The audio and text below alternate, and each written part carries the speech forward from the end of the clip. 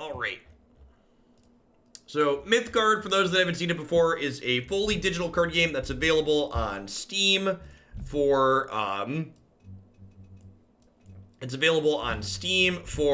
Windows and OS X officially, and it works on Linux via Proton compatibility. It's also on mobile, on Android, and iOS. You can just grab it from the Play Store. Has a reasonable free-to-play economy from what other people have told me, but I'm a whale in all the games that I play, so I'm like 300 or 400 packs into the game and just have most of the decks in it, so we can play lots of different things on stream. Today we're going to be starting off with a blue-purple tempo deck. This game has 6 different colors in it, and one of the things the game does really well is, while it removes the resource variance that a game like Magic has, it still has a lot of the really deep deck building that Magic offers, because you can have any combinations of colors of cards in your deck. So there's even 3 and 4 color decks that people have played on occasion. There's a couple of 3 color decks that we've played on a number of occasions on stream in the past. So the core gameplay mechanics compared to Magic are, this is actually a 2-color deck. We've only got 1 color in our opener here. Instead of having lands or resources in your deck, you can take any card that you've drawn and burn it back into your deck to gain a resource of that color, as well as a total resource here. So you can see I'm going to start by burning this Allfather's Horn down here. You'll see I'll gain a blue gem, and I'll gain 1 total resource. If we take a look at a card here, this card costs 2 total resources to play, and it costs 1 blue gem to play out. So I don't have any 1-drops in my hand, so I'm going to go ahead and pass back here. The way combat in this game works is fairly unique. It offers a lot of play and counterplay to it. So, similar to Hearthstone, your minions can attack other minions directly in this game, but similar to Magic, when a minion has another minion in the lane, in one of the 3 lanes in front of it, it can't attack your opponent's face directly. So this game has the very interactive nature that Hearthstone offers, but it also offers the strategical blocking elements that Magic tends to have. I'm going to go ahead and burn my second Enforcer here. Then I'm going to go ahead and deploy my 2-3 out over here in front of their 2-1. On the right side of the screen over here, I can click this arrow, and there's an in-game deck tracker. So you can see that Valkyrie Enforcer that I just burned. There's 1 green dot and 1 orange dot here, which means there's 1 Valkyrie in my deck that's been burned, and there's 1 green one that hasn't. You can see that Allfather's Horn that I burned on the first turn has an orange dot as well. I can also click over here to my opponent's deck tracker, and I can see which cards they've burned off back into their deck. Do we have a mission? So they played an Ignition to deal 2 damage to my thing, and then they finished it off with an attack from a 2-1. Sword Stain's the first purple card we've drawn. I'm going to go ahead and burn this off to start getting some gems of a secondary color here. And I think I'm just going to go ahead and deploy my thane over here. My 2-3 versus their 2-3, these will bounce off of each other. Minion damage in this game does not go away at end of turn, so if they bump these into each other, these will both stay at 2-1. Yeah, I do have Celestial Dragon in here. We'll free the plebs while we're in Mythgard.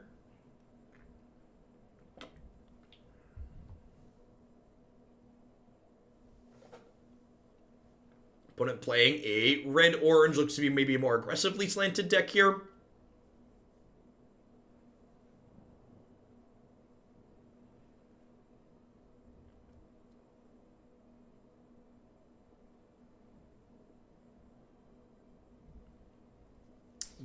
What do you got?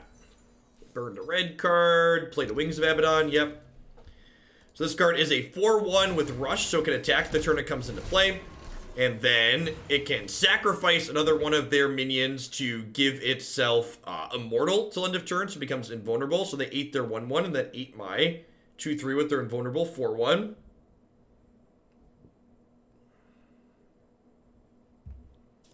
Enforcer doesn't seem very good if they're playing something aggressive. A lot of their minions are cheap, so bouncing them back to their hand doesn't really do much for us. I think I'm just gonna thunderclap here,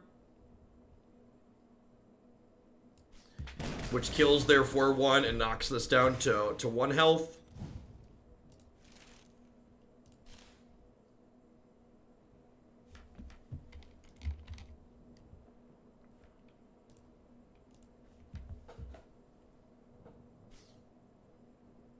Fortune favors us. Parry at the gates. This is a 2/2 for 4. Then it draws a card when it comes into play, and then they get to Divination 2 and draw another card. So generates card advantage, but also provides a very reasonable body here for them.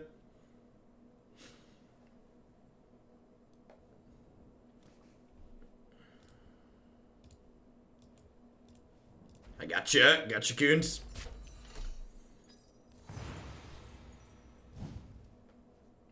Sure. Just like another thunderclap you.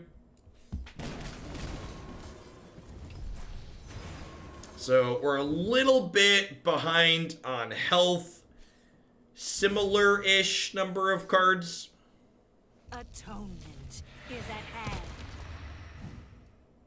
So that's a 5/10, and it gets another action when it kills a minion inside of combat. That's kind of terrifying.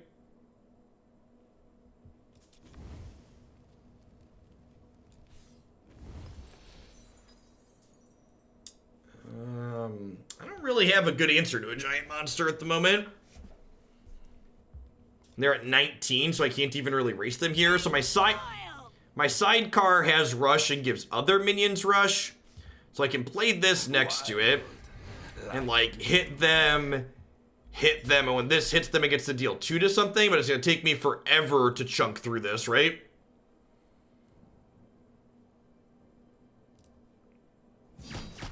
Yeah, I guess I could just play Stairway in front of it and hope to like eventually just throw enough meat under the bus.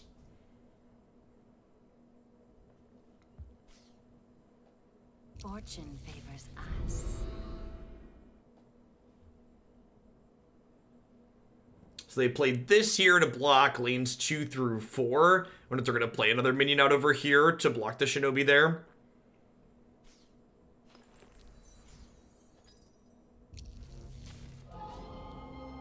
Gives minions in the opposing 3 lanes -1 attack and fragile, so they take an extra damage.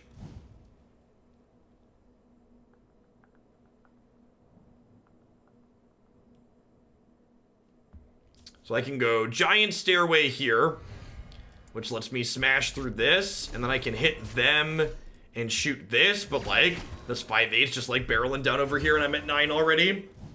Oh yeah, and they picked Wings of Abaddon back up with their path.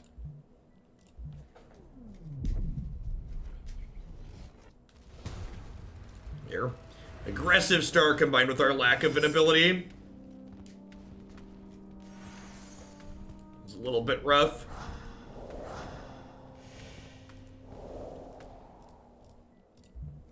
Let's drag in here, shall we?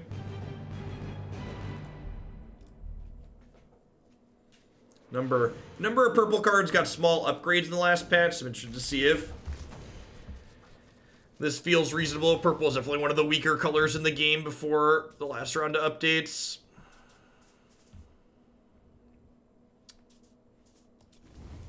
Burn giant stairway to start. One of the things that's really elegant about the resource system in Mythgard is it really gives you a lot of decisions, not only in the sequencing of your cards, but also sequencing of which cards you want to use as resources. So which of your more expensive cards you want to burn to start, etc. Purple's good in limited, I believe you. Reporting. Another orange deck. Eager Recruit's pretty much a staple in orange decks. Almost all of them play 4 of this. It's a 2/1 that makes a 1/1.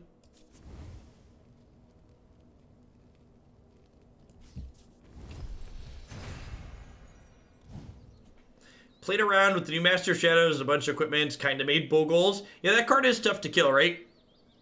You have to have a very specific set of tools to be able to take it off the table. Kite Glider's a card that I'm not sure if it's good enough and give a minion agile, which allows you to attack past blockers. Kite Glider in combination with Shinobi of the Wind allows us to, like, trigger its breach even when they throw something in front of it, which is nice. Very, very flavorful, too, to put our Shinobi on a Kite Glider.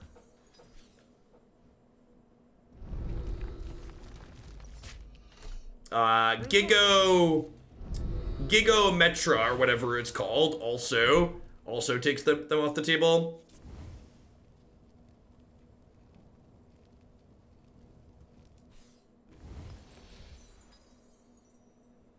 Yeah, breach happens every time you hit. I really wish I could figure out what triggers the overlay to unload. I like loaded it and then I checked it 5 minutes later and now it's gone.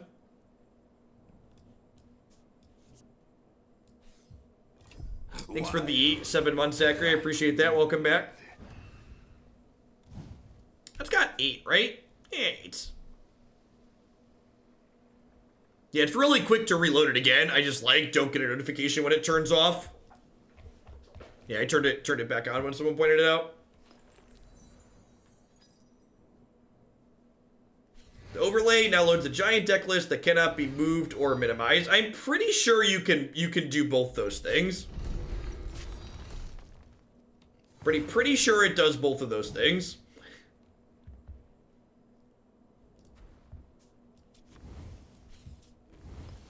Let's give them the clap here. Does 2 damage to them and all of their minions. Shinobi can hit them and deal another 2.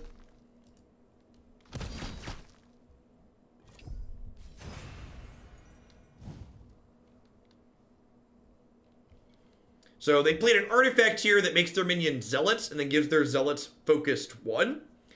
And you can see this artifact, like ours, has a number on it. This one starts with 14 durabilities. Ours starts with 8. And you can always interact with artifacts by interacting with your opponent's face. So every time I deal damage to my opponent's health total, it's also going to take that much durability off of their artifact.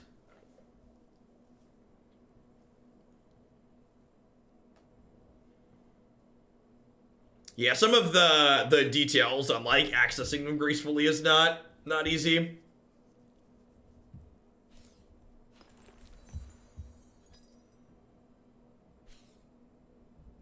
Fortune favors us.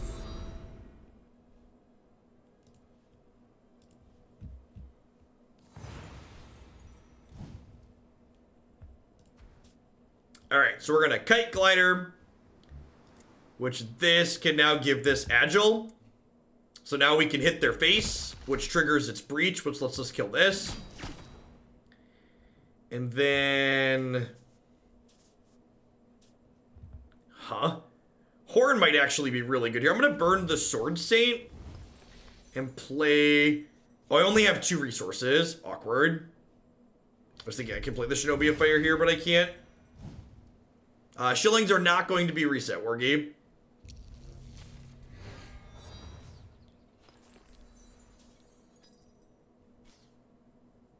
Do we have a mission? Do we have a mission?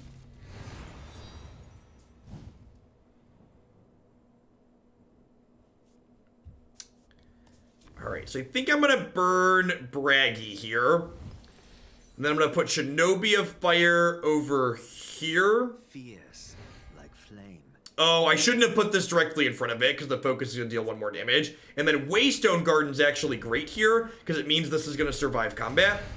Although I guess they can wings this over. Maybe I should have kept Bragi. Yeah, I probably should have kept Bragi and burned the Allfather's Horn. Because if they slide this over, I'm not going to be able to have much to do with this, which sucks. So 2 mistakes that last turn. Should have moved this over. Should have positioned this here and should have burned Bragi instead of this.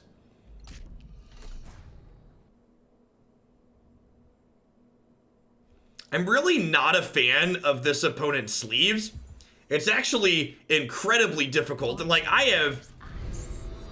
I don't know, maybe I'm just getting old, but it's very difficult for me to see at a glance how many cards my opponent actually has in their hand here.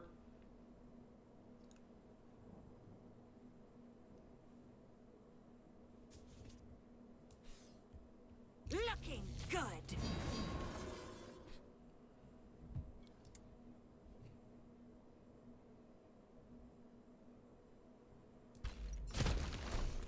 I literally thought we weren't in that bad of a spot because I thought their hand was empty. But they actually have, what, 6 cards in their hand? So we're probably dead.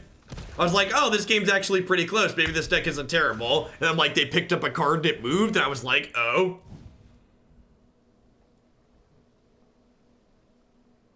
In any sleeve. I think most of the sleeves are fine.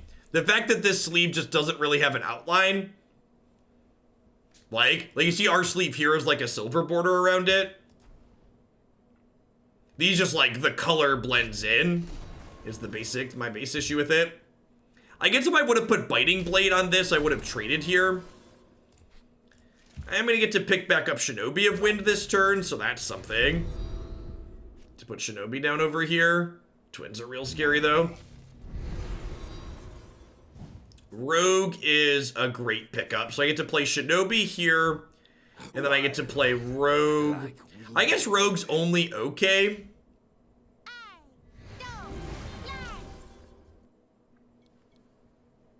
Oh, right, this thing moves, right? Okay, so I messed that up. I wanted Waystone Garden on Shinobi here, I think, not under this.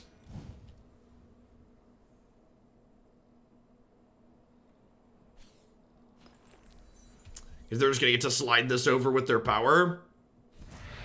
Vomit. Yeah, we're pretty dead here.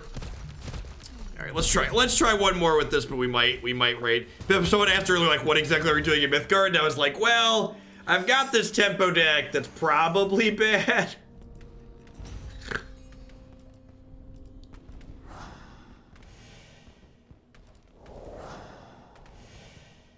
We're playing stealth minions, though. Finishing quests, playing stealth minions.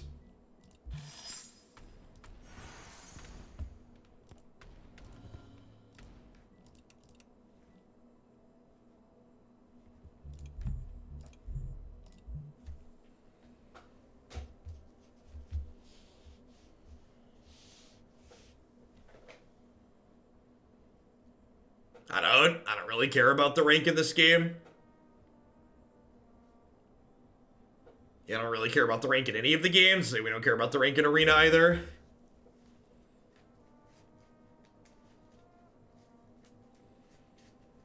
Yeah, your bombs just really aren't very good.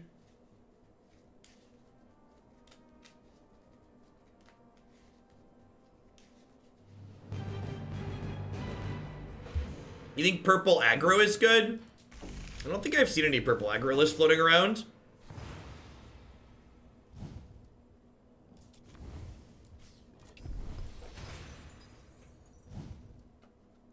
Hey, look, sleeves I can recognize. There's a pattern on them.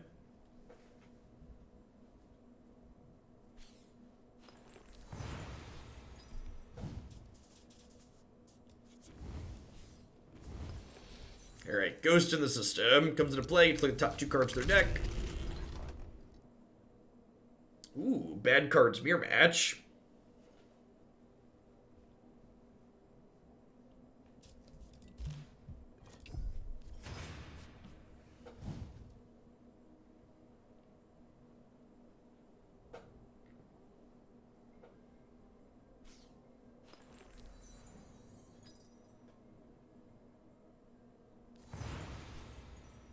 Misfortune's a great pickup. Gives a minion fragile 3, so you get to kill through their stuff a little bit quicker. And then when that minion dies, you get to pick Misfortune back up and the opponent takes 1 damage.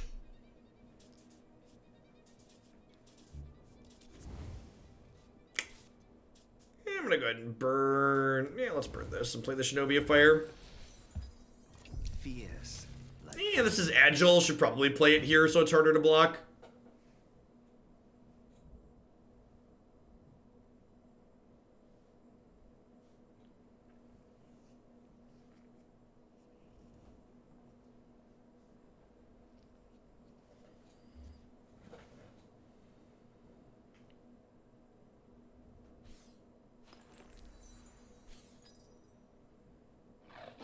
Mutton Morphosis. Alright, I've got a sheep. Feeling a little sheepish, chap?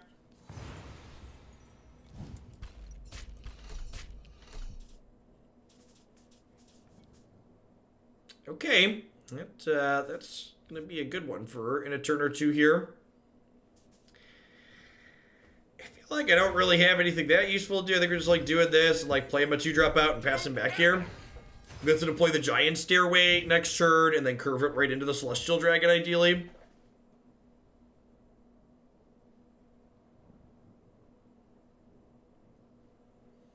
Opponent's playing like mono purple so far, it looks like.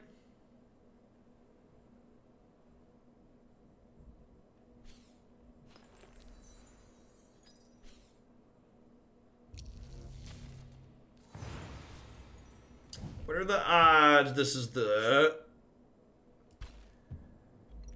Just a decoy. Got it.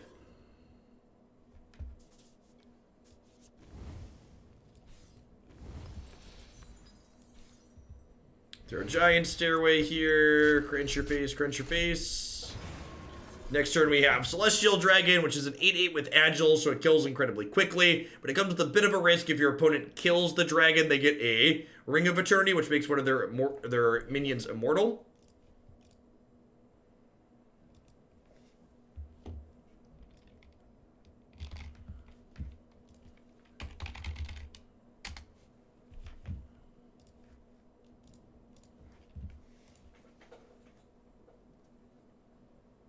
It also shows in the upper right hand corner of the minion, Tom. Speaking of good but at risk associated.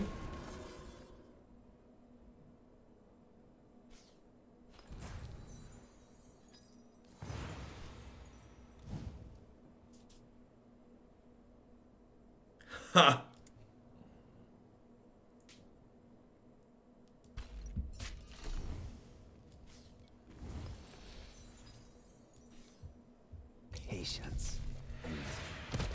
So we've got 2 lethal attackers over here. I didn't want to deploy this here or here because then they could impel this over and trade with it.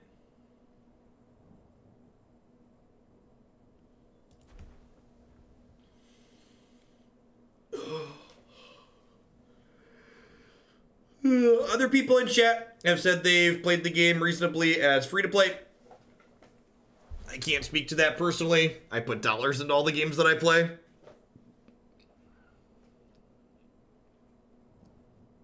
The actual card acquisition in the game is a mix of Hearthstone and Arena. There's a wild card style system where you can trade in wild cards to buy specific cards that you want, but there's also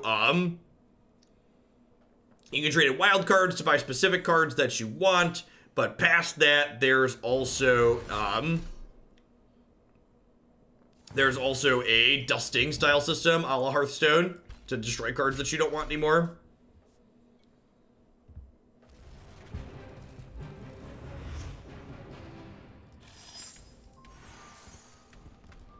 Can't you see my blowhole? I'm a whale.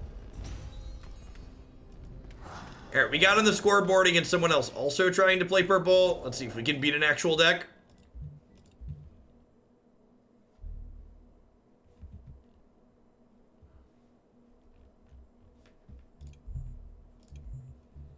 Yeah, once you hit a point where the only thing you need is Mythics, the card acquisition definitely slows down a lot because the Mythics are one of the harder things to get. One of the things the core design of this game does well, though, because you can only play 1 copy of each Mythic in your decks, missing Mythics doesn't mean you're missing large chunks of the decks that you're building.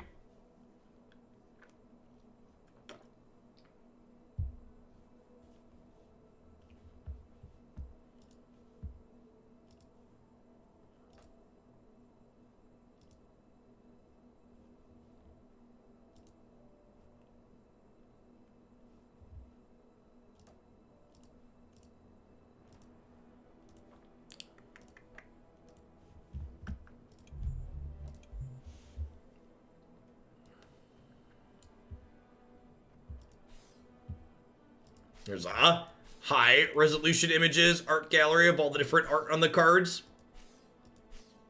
I've not played 2v2.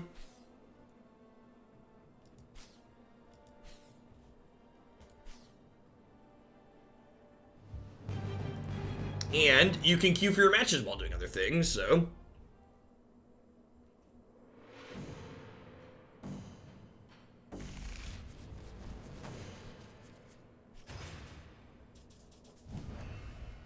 Alright, there's the Master of Shadows. Do it improved. Stealth, Immortal, Deadly. Other minions you create get stealth. This ability does not break stealth.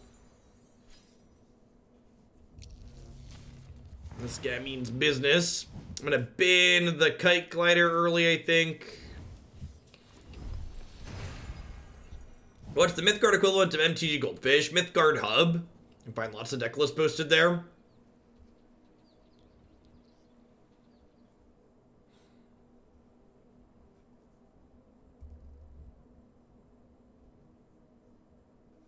Master of Shadows is currently bugged. The immortal effect shows through stealth, so he's not actually stealth. Awkward.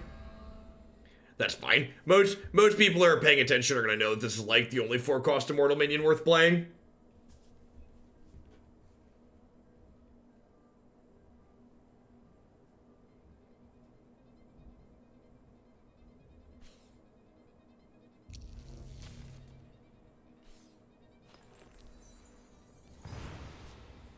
Allfather's Horn gives our minions an extra standard action. Also not sure if this card's good, but definitely don't need it until we have a full board.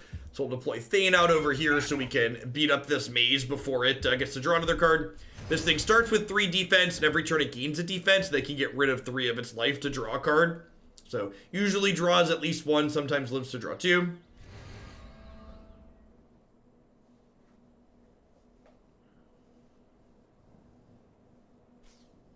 Yeah, they can't all be great chaos. Yeah, I was surprised to decoy Q. I don't think that card's particularly playable.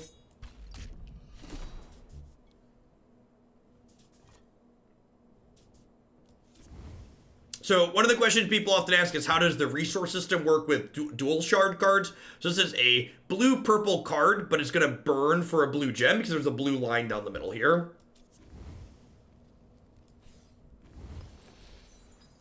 I'm deploying Ghost in the system over here rather than Shinobi of Fire, because I want my Ghost in the system to start killing their things. Let's not give them Traitorous Murmur. You can have another Clay Effigy. And I like that even though we saw the card off the top of their deck, it flips it up and it's like, hey, this is here. Yeah, I'm aware, Winged Nazgul.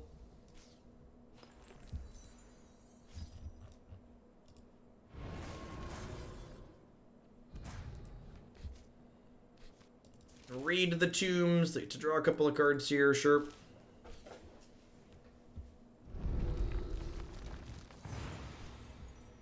So we'll kill this one before it gets to 3 again next turn and draws another card.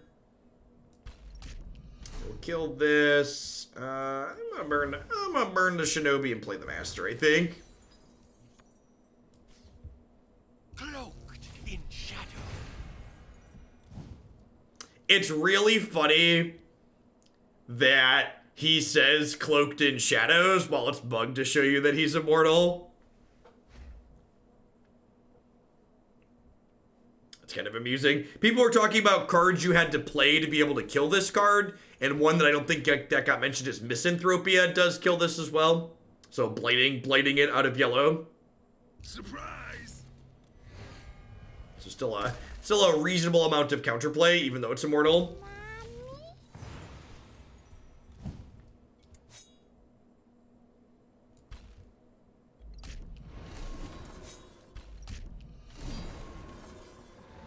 This card just goes back to their hand every turn. It's gonna bounce it and hit their face here. Road. Burn the fossegrim.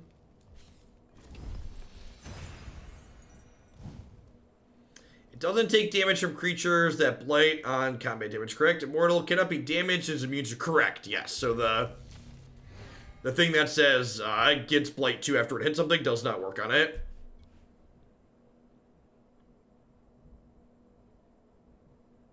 Can however get stunned. Yeah, Boxbringer's the one. Plenty of green gems on the other side of the board here.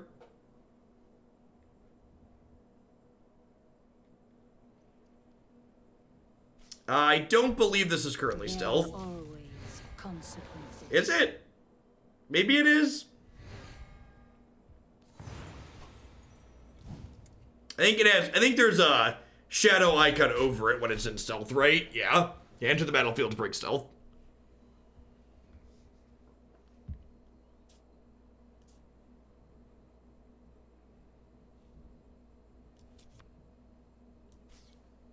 Play my god of gamers out over here. A 5/4 that adds Homeward Crowned. So you can give a minion +1/+1 in demise. Put it top third from the top of its owner's deck. I don't really want to slam my 2/3 into their 3/3, so I'm just gonna pass back here.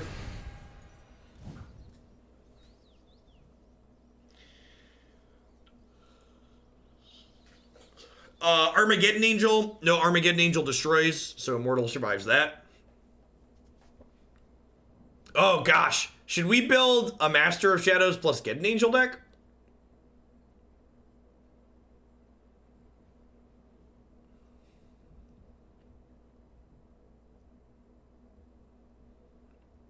Those probably go okay together.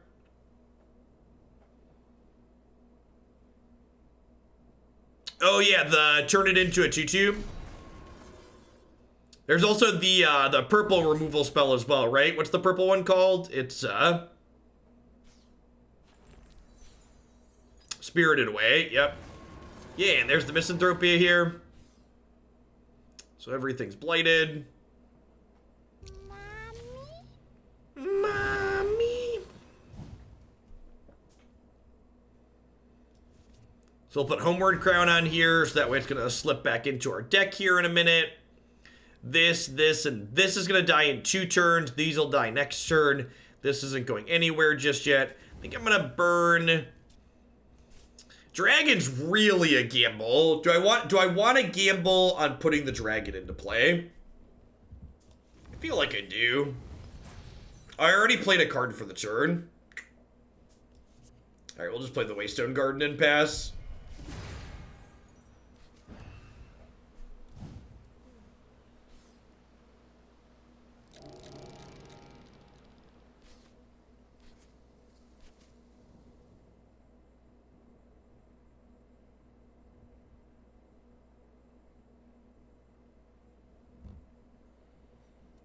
Yeah, I'm aware it has agile, but like playing this card out before your opponent's like about to die to it means that like they have a few turns to like kill it. If they kill it, they get the Ring of Eternity. Yeah, green also has Traitorous Murmur that I have to worry about a little bit.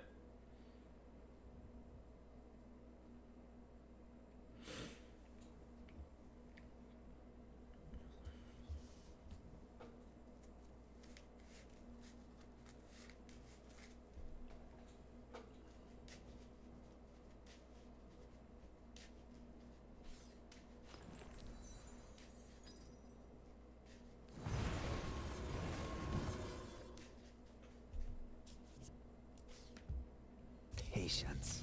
Getting the Valkyrie back to my hand is actually pretty reasonable here, because it means that if they do hit Murmur for my dragon, I can also bounce the thing they make immortal. But I guess if that happens, it keeps immortal, right? Because it's a permanent buff. Yeah, I think we're pretty dead here. I'm gonna go ahead and call it a run with this deck. Mommy, I'm creepy. Creepy.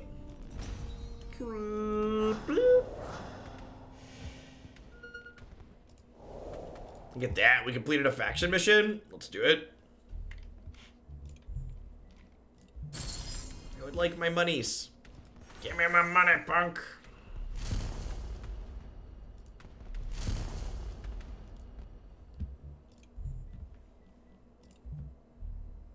Buffs don't stay if they leave the battlefield. Really?